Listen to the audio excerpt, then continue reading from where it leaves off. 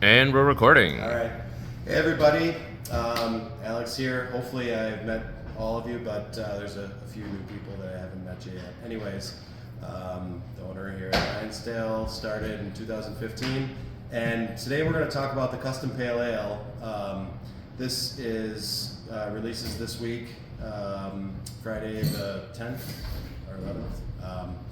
And this video is going to give you all the information you should need to handle questions from customers and just training on the process of Custom Pale Ale. Basically, what the idea is we're allowing the customer to be the brewer and dry hop their own pale ale with their choice of 5 different hops that we have for them.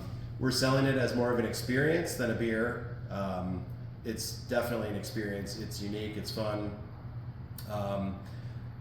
In a world where there's no original ideas in the brewing industry, everybody makes a blueberry cheesecake beer. Everybody's triple dry hopping with Citra and this and that. There's no original ideas anymore. I've never seen anybody else do this. So this is definitely something that people are going to talk about, makes us unique. You're going to see in the process here, it does take more service on our staff's part, more handling, more time, but we're going to take that gamble because this is something that truly sets us apart. People will travel here to come do this. It's memorable, it's fun to do, it's entertaining. It's a $19 price tag, so everybody's going to do real well on tips doing this. So just know that it is going to take more handling. Especially when we're busy, you might think, why are we doing this? It's worth it. And in a tough time in the beer business, when nobody's doing anything unique, we are. And so I'm asking your help to make this a cool process experience for our customers. So, and if you have ideas, suggestions to make it smoother, the process and so forth, have a conversation with Kevin or Walter, and we'll figure out the best way to do it over time. But the plan is to have this available through August or September. I'm guessing it'll last until. If it's insanely popular, and we're going to try and get it published in 1 or 2 of the trade magazines, maybe some of the tourist magazines in the Tosa and the Neenah areas, maybe we'll run it longer. Maybe it'll just kind of run its course and be done in August or September, and that's fine. But it's the Custom Pale Ale. Now, this started in, we first did it in 2016 in Neenah, but when I was homebrewing, the way I came up with this was it's a lot of work to brew a batch of beer and use a hop in it and try out if you like the hops. So I had to find a way, instead of making a new batch every time I wanted to try out a new hop flavor, I took a 5-gallon batch of beer, and I found that with the help of a French press that you would use for coffee or tea, I could pour a small sample and put different hops in and make a single serve experiment instead of a 5-gallon experiment. And I was able to get a lot more experimenting done and try out a lot more different hops. And that was something I did as a home brewer. And when we opened the brewery in 2015, for some reason I had a thought, well, what if we let customers try this and kind of let them be the brewer and let them do the dry hopping? So we tried it. It was really popular.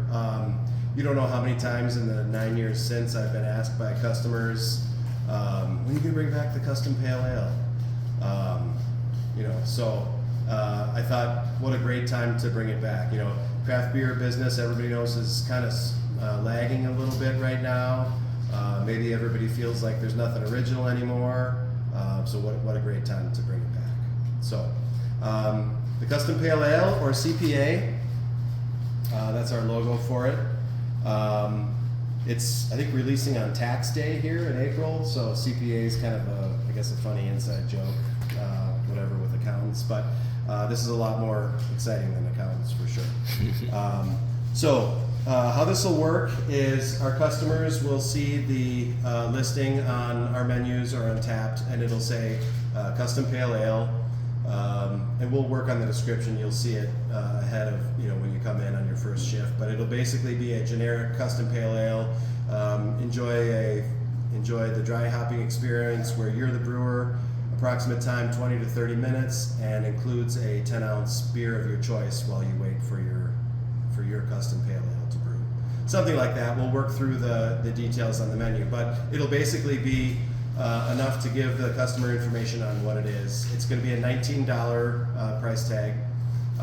It includes the 1 pint of the custom pale ale that they dry hop as right in front of them on the table or bar top, and it comes out along with a 10-ounce beer of their choice, because it takes a while. They get to watch it happen, but while they're waiting, we don't want to leave them empty-handed, so they get a 10-ounce beer of their choice while they wait. So it's $19, a little more expensive than our usual thing, but like I said, it's an experience as much or more than it is a beer. So, but it'll come with a pint of the CPA and the 10 ounce of their choice. So it's not that bad of a value when you think about it that way. But today's day and age, people are going out and spending extra for experiences. This certainly is that. So they say, I'll take the custom pale ale. What we do for them at first is present them with our hop menu. So we'll ask them, okay, we have 5 different hop varieties. Here's what we have. And take some time looking at the menu and learn as much as you can about these hops. We need to be the experts on the different options. And there's a lot of information here. Obviously, you don't need to memorize this, but just as for your knowledge as a server for serving other beers, it's really good to know these. These are pretty common hops that are used in IPAs and pale ales these days. So you've probably heard of most of them, but we put a lot of information on here. Basically, you have the variety with a description about some of the flavors, and then we put a note about which of our popular beers use this hop. So for example, Motueka, we list Kiwi Cloud from a couple years ago, and then we've got the flavor wheel with some of the characteristics of the hop. Centennial, everybody knows that from Pliny the Elder or Two Hearted. Citra, everybody knows from Juice Cloud. So we put that right on there to kind of relate to people on those things. But maybe they just look and, oh, I like the flavor wheel on that one. I'll try the El Dorado. That one's the pineapple-y one, the tropical one. So they say, okay, I'll take the Citra. So we'll go through Citra, and that's what I'm going to take you through right now. So that's that menu. They'll order the Citra. So in Tosa, it'll be different in Neenah, obviously, but in Tosa, we'll have the hops down in the cooler here. Pull a bin out. We'll have all the different 5 varieties in here. Pull out the pouch for Citra. It's labeled right there on the pack. You can see kind of the logo on there. On the back side of this is where we put all the instructions. So on a not so busy weeknight, when you're able to spend a lot of time with the customer and kind of take them through it, great. I think it makes a real fun conversation piece, and you can teach them more if they're wondering more. But we wanted to have this set up so that on a busy Friday evening, it's basically do it yourself after we supply them everything. So we took time to kind of go through the directions and write it out so that everybody could do this on their own on a busy Friday, for example. So that's what we're going to bring to them. So what we're going to do is, this is a French press. Like I said, used for coffee or tea. It's glass, but it's got plastic protectors on it. Pretty robust. I think you'll find these stand up pretty well. Again, we did this in 2016, so we've kind of learned a lot of the ins and outs and pitfalls and have solved those. But it is glass, so we have to be fairly careful with them. We're going to end up with a pint of custom pale ale, but the hop leaves are going to soak up a little bit of the beer, so we're going to actually serve 18 ounces. And we've marked all of the French presses where it's between where it says ground coffee and always stir before. We've marked with a little black line, like a Sharpie. But that's where the 18 ounce line is. So pour to that line, right under where it says ground coffee. If we're a little bit more, so be it. Try not to be less, because we do want the customer to have a full pint when they're done. So that's the line we're going to fill to. And you'll see the plunger on these. We'll store them like that. The trick either pulling these out or pushing them back in is you've got this the handle where it comes into the glass. The actual strainer on here needs to fit under it, so you gotta just tip it so it fits in. Both putting it in and taking it out, just like that. See? So now we've got the French press. Now we're gonna wash these in the dishwasher, so we need to rinse them just like any glass. So it's gonna have soap residue in it.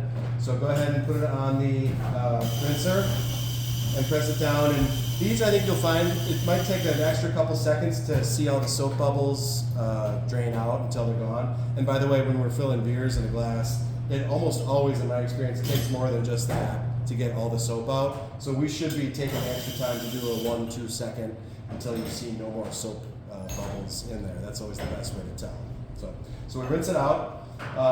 In Tosa, we've got it on the end here. It'll be a different spot in Mina, obviously.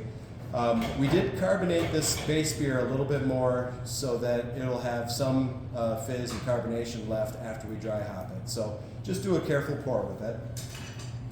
So we're going to go ahead and go gently on the side up to that 18-ounce mark. And this beer is designed as a base beer. So it has bitterness, so there I'm a little bit low, so I'm going to add some more. Okay, we're up to the line. And with foam will turn into beer, so maybe I'm a little bit below, but you'll find after that settles, it'll easily be at that 18-ounce line. This is I don't know if you can see the color. It's a clear pale ale base. It has almost no aroma, and the reason is because we didn't dry hop it with anything. That's what the customer's going to do. So we use hops in making of this only for bitterness. So it has a little bit of a malty flavor, and it has all the 40 IBU bitterness of an IPA or a pale ale. Make sure I get that right. 40 IBU and 6% alcohol. So it has the bitterness in it, and you get bitterness from hops when you boil them. Without getting too technical, once you're over a certain temperature, the chemical compound of the alpha acids in hop resins isomerize, and it turns it chemically into a compound that your tongue senses as bitter. When you don't boil hops, you just get flavor from them, and that's when you hear the term dry hopping, we're adding the hops to cold beer later in the process, and you get flavors and aromas without the bitterness because you didn't have that boil heat and that temperature to isomerize the hops. So some people might want to get into that.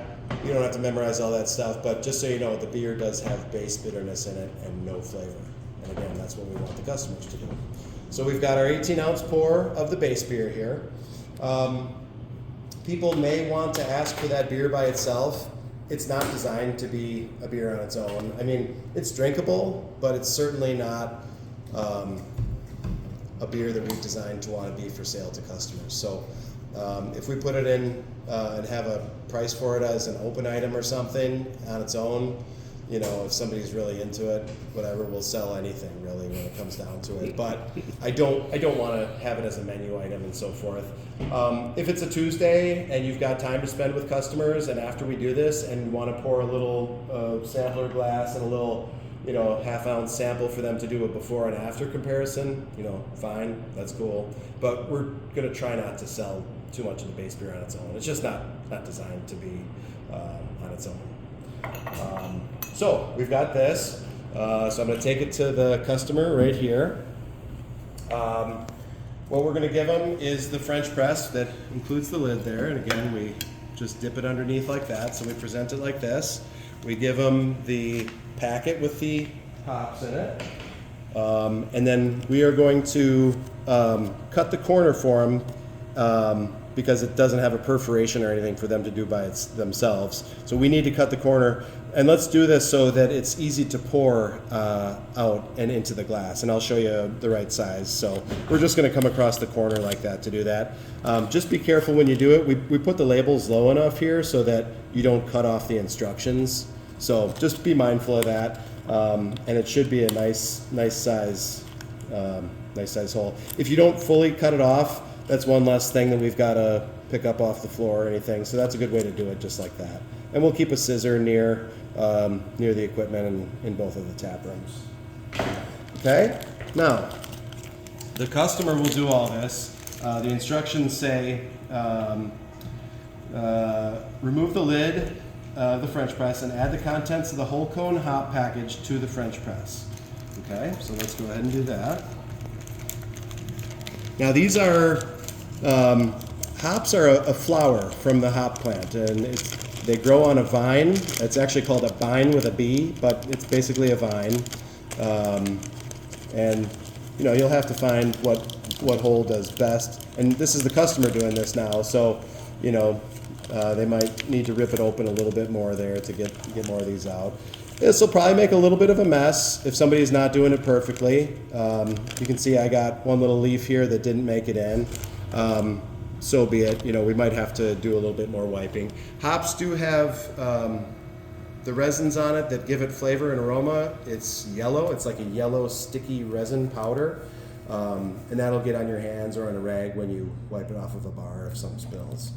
But that's it. And they'll keep this pack with them because it has all the instructions on it. Okay, so number 2, replace the lid onto the French press and plunge just enough to submerge the hops. Okay, so again, they got to dip below that lid there, and they're going to replace it. You'll find if you want to get a top shot here, there's a gap in the lid here that will only fit where that handle is. So you see it fits like that. When it fits right, the strainer's up front where the pouring spout is. So that's kind of a key thing with just how it fits.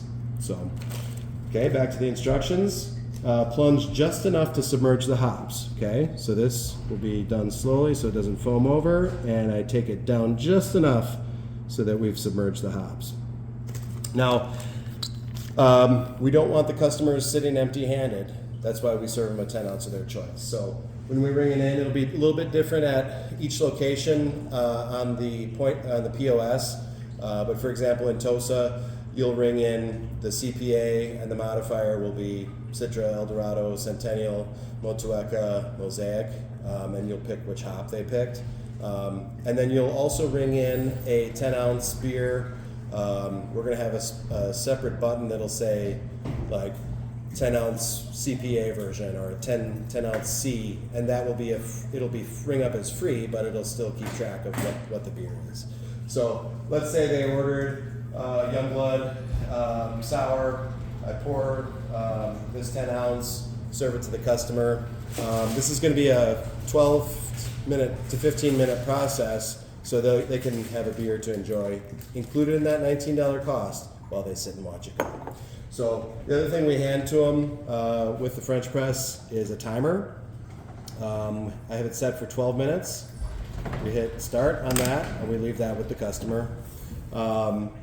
I think the timers are a little bit different at both locations, so just make sure you're familiar with how those operate, and it'll beep at the end of it. If it's not super busy, when that beeper goes off and you want to come over and again take the customer through that experience, that's a nice thing to do. Again, more conversation piece, it's fun. But if not, they have it, it goes off, they know when to use it, and that's why we gave them all the instructions. I'll give this a little bit of time to go, but you can see it's really cool. It's, you know, you've got the kind of the golden pale ale base in there. There's, you know, carbonation coming out, it's bubbling up. The green from the hops looks really cool in there. These are basically the flowers from the hop plant, and it's got that yellow lupulin on there, and that's the resins that's given all the flavor and aroma. So this one was Citra. Obviously, Citra is the feature hop in Juice Cloud, our most popular beer. It's going to give you some of that grapefruit, sweet orange, maybe a little sweet lemon, maybe a little bit of tropical. And believe it or not, in 12 minutes from a French press here, we'll get a lot of those flavors and aromas in there. This is a kind of a very quick and dirty version of what we do in the brewery, but when you hear the term dry hop, basically we're taking finished cold beer and we're adding hops into the top of the tank, just like we did in this French press. It's like a little miniature tank, and the customer is the brewer. We'll typically leave the hops in cold for 1 to 3 days, and that's when you get the most of the flavors out of it. And then instead of doing the French press, we just pump the beer off into another tank, and it'll leave the green stuff behind. But that's the beauty of the French press. We separate and strain out the hops. And this timer's a little bit weird. This was an example one. The ones we get shouldn't have that beep at every 10 or every 5 minutes. It gives you like a little reminder beep, but ignore that. You'll know when it goes off. It's the steady beep. But it's really cool to look at. Again, they're drinking their 10-ounce beer, and they're probably smelling it while it's going, watching it, talking about it with their friends. It's just a really cool experience. When we did it the first time in 2016, customers just loved it, asking questions about it. Maybe they're looking up stuff on their phone about dry hopping as a technique. Maybe they're asking us more questions to learn more about hops. And looking back on that card, we'll have enough of these. You can leave this with them if they want to read through it as another thing as part of the experience to kind of learn about the hops. But we did a flavor wheel and hopefully enough stuff to not be too overwhelming, but to teach some interesting things about the hops. The one thing that's not on here, where are the hops grown? Motueka, the top one, is grown in New Zealand. Everything else is an American hop. 90% of hops in the U.S. are grown in Oregon and Washington. Wisconsin's, I think, third or fourth place with maybe like 2 or 3% of the nation's hop, but Washington, Oregon is where almost all hops come from, and certainly these Centennial, Citra, Eldorado, Mosaic, the other 4 are all grown in the Pacific Northwest. So you can read that, leave that with them. That's interesting. Let's see. Trying to think of some other things that people might ask about. I don't know, Kevin, have you got anything else that we talked about for that? Like I said, this was an experimental process that we first used to develop some of our early beers, and I just think it's really cool. So nobody I know of is doing this. We're going to get past the initial launch when it's a little more popular before we start promoting it, and then you'll start seeing it out. Maybe we reach out to the TOSA or the NENA area websites or tourism bureaus or magazines and get an article in there. We're going to try and get published in a national brewing magazine. I'm sure they'll pick it up because this is so unique and everybody's looking for unique ideas right now. Who knows, maybe we can franchise the idea somehow. I think we'll probably put a price in the POS for if somebody wants to try this at home and they have a French press. We can sell a pack like these for $10. And we'll still, make a few bucks on it. I don't think people will do that a lot, but if they do want to try it at home and have a French press, I would suggest Sierra Nevada Pale Ale. It's kind of an old school pale ale that doesn't have much flavor, just kind of some bitterness. That works the best if they want to try it at home. But one thing about the hops, and I left a couple behind here so I could show you. So this is what they look like. This is what the customer is going to be playing with. You can see it's kind of it's a flower, so it's got some leafy green material here. The yellow powder that's left behind, you can see a couple little grains on my hand here. There's little yellow lupulin, the glands of lupulin powder. That's where the flavor and aroma comes from. The rest of it is just like green leafy vegetable material. So customers will find if they do want more of like a grassy, earthy, grassy kind of a thing to it, they can go longer than the 12 minutes we suggested. I wouldn't go shorter just because you get less and less flavor when you go under 12 minutes. But if you go 15, 18, 20 minutes, you'll get just more of those grassy flavors. Some people really like that, but that's more of the green leafy vegetable type of flavor and less about the lupulin and the resins in the different hops. But that's what's left behind. Like I said, we might have a little bit of a mess that customers make. We'll clean it up. It may have a little stickiness to it, so a warm wet rag will take care of that, no problem. But that's what comes off of the vine in the hop fields. They dry them, and we buy them dried. That's all they do to them. Now, the hops we use in the brewery aren't like this. This is kind of old school way to do it. Most of the industrial hops that you buy, or even home brewers, they buy them as little pellets, and they take these flours, put them into a pelletizer machine, and it makes these little like rabbit food little cylinders of this material, and that's what, as brewers, that's what we dump into the tank. So that was the 5-minute warning. Again, the timers we're using won't have that. But so that's basically what the customer's doing here is what we do in our brewery with our brewers. So let's say, for the sake of argument now, that the timer goes up. I'll take you through the end of the process. Once time is up, slowly depress the plunger, and slowly is in bold here, so it doesn't foam over, or so we're not, wrecking the French presses here. We do have a lot of French presses at each location. They are going to break over time and wear out or get loose or this or that, and that just is going to happen. There's going to be some wear and tear, so help keep an eye on that. But they are pretty robust, I think you'll find. So it says, slowly depress the plunger to strain the hops from the beer. Do not force the plunger down. It could break the French press. And I'll show you what I mean. So we're going to do that. So if you want to get tight on here, and this is one of the cool parts, you can see some of the carbonation's coming out. It should be carbonated so that when all this is said and done, there's still a little bit of carbonation in the beer. But you can see a lot of it comes out here, and just like, how cool is that, watching this happen? And I've pressed this down to about here. You can see I'm not pushing where my hand's shaking and my fingers are getting all like white from going too hard.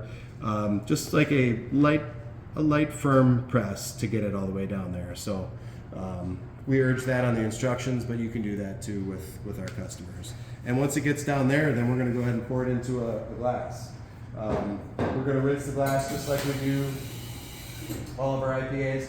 On like your Tuesday night, you can wait to give them the glass until they're done and kind of take them through it. But obviously, like on a busy night, this is something that you'll supply right up front with the French press and the packet and the timer. So, it's going to be up to you and the GMs at both locations on process like that. But that's how I'd suggest we do it. Clean glass.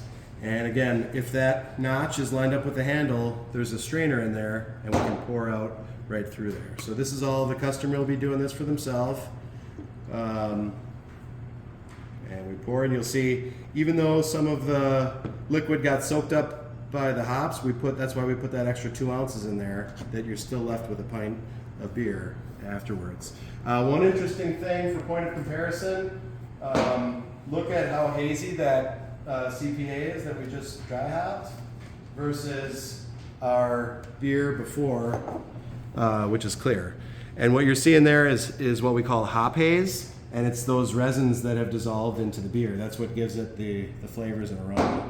So there's not a ton of head left over, but there's some. You can see there's kind of like a little silk of foam on the top. And that's just kind of the nature of the beast with this process. You lose a lot of it, and that's okay. But lots of big fruity flavors. This is the Citra, so I get grapefruit, sweet orange, a little bit of lemon, maybe a faint tropical note. And again, compared to that before beer, nothing, right? So we brewed this just to be boring and have base bitterness so that we can put the hops on display. So that's it. Now they've enjoyed their 10 ounce of their choice. They've watched this for 15 minutes, had fun with the process. Now they're enjoying their pint of custom-made beer. One of the cool things about this, if they don't like it, it's their fault. They picked the hops. They shouldn't have picked that hop. You can kind of joke around with people, whatever, like that. But that's kind of fun. Like, yeah, if you don't like it, it's your own fault. You were the brewer. So they're enjoying that. I'll take you through some of the service aspects. When that's over, we'll take away their waste, which is that packet, and of course the French press. I made a little bit of a mess here, but they're dry. They're pretty easy to just kind of brush off here. Like I said, if it makes a big mess, you'll want to use a warm rag to get some of that sticky, but like right here, I don't feel anything. They just came up as leaves. So when we're all done, I'll have you follow me to or maybe you can see from the sink there, but we'll take that, throw that away. And here's what we're left with. So we're going to slowly pull these out. If you need to pull these apart, the plunger does screw off, and you'll see that when we do that, there's a screen piece, there's a base piece, and then there's this plunger piece. If you ever need to pull those apart to clean inside there, you can. Just make sure you get it in the right order again when you put it back, and it screws back in. Yeah, there was that beeper when it was done. We kind of cheated the end and went forward a little bit. So we're gonna try and wash them like this. Now, one important thing: our dishwashers are not set up for handling a bunch of material in there. That's why when we were making cocktails and garnishes, we strain it out in the sinks. Same deal here. I don't want to put all this stuff in the dishwasher. Eventually it's going to follow something. So we'll have strainers in our sinks where you normally dump out the cocktails. Just make sure you get that stuff quickly rinsed off. And it came off nicely there. And we'll put that in the dishwasher. And then you're going to be left with the hops in here. It smells great, by the way. But it's going to be kind of pressed down hop material. So we're going to use spatula. We have a couple other tools as option too, but I think the spatula works the best. And we're going to, again, we can't put this in the dishwasher, so we've got to clear it out into the trash can. Maybe we find we want to have a 5-gallon pail in certain spots for this. Maybe we like using the trash can the best. It's kind of up to you. Again, it's a little more time-intensive process, and it's takes a little more care to clean this up. But it's worth it. It's something that's really cool. So I think it's gonna really get us talked about, bring people here, new people. So it's gonna be well worth your time. And I ask you to help me with that, because we need customers to keep coming back and have reasons to bring them here. And again, we don't want to get the leaves in there, so just kind of rinse that stuff off before you put it into the dishwasher. And once there's no leaves in there like that, you can see it was fairly easy to clean and get all the leaf material off. We were just going to run it through our dishwasher, just like that. So that's the deal. We may run into a spot where we run out of French presses. We're temporarily sold out. Have to urge your customers to come back or patiently wait until we have one to go for them. The way it was in 2016, we sold a good amount of them, but it wasn't like people were lining out the door for this. We're going to have people, our normal business. So I'm guessing we'll serve between 70 and 150 a week at each location, manageable volume. And over time, that will taper off. Maybe to freshen it up, we might bring another hop variety out and have those available. Who knows what we're going to do to kind of freshen it up. But like I said, we'll promote it after that initial rush kind of wears off a little bit. But that's it. That's the custom pale ale. If there's any more questions about it, you can send those right to me, alex@lionsdalebrewing.com. And especially the first couple weeks, if you have questions, send it right to me. I'll get back to you with an answer. I know a lot about this stuff, so does our brew staff. But maybe this will be a nice way to educate people about hops and educate ourselves about them too. So that's it. Thanks everybody for your extra work with this. Like I say, customers are going to be paying for the experience here, so you're going to make more in tips. It's going to be well worth your while, but also long term, we're fighting for those customers, man. It's a tough year for everybody, and I really think this helps set us apart. So thanks everybody. Email me with questions, and good luck. Have some fun with it. Cheers.